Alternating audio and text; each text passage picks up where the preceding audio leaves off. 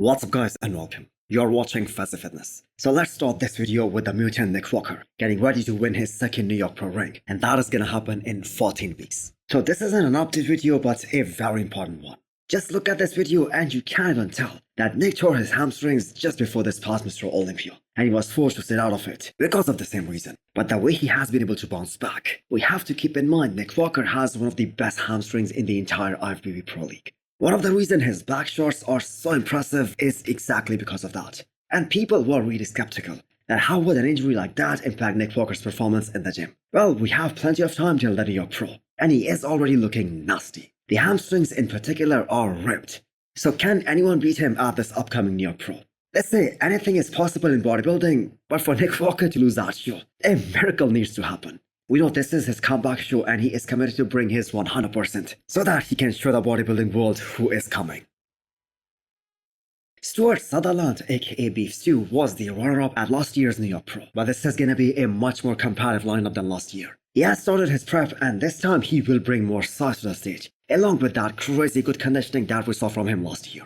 So the look that he brought at last year's New York Pro, that was equally impressive. And he was really competitive against the winner Tonio Burton. But Tonio was more complete, he had better flow, and he was in better conditioning. So with Nick Walker doing this show, it is pretty understandable that many of these guys, including Stu, they have to do some other shows after the New York Pro in order to earn their Olympia qualification for 2024.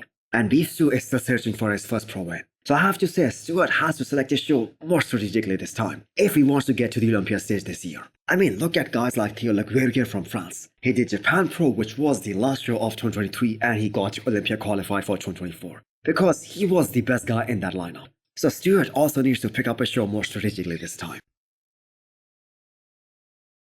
Akim Williams must be the least talked about guy going into this year's Arnold. The reason he rarely puts out an update, but today he did, and that is none other than his favorite shot, the side chest. So the detail on the side of his legs makes it a great shot for Akim Williams. He probably has one of the best side legs in the Pro League. He is one of those guys who is heavily muscled, and he has all the size in the world. So him not putting out any updates isn't the only reason he isn't making top 5 in any of the predictions. He loses the back shots, and that is one of the major knocks on his physique.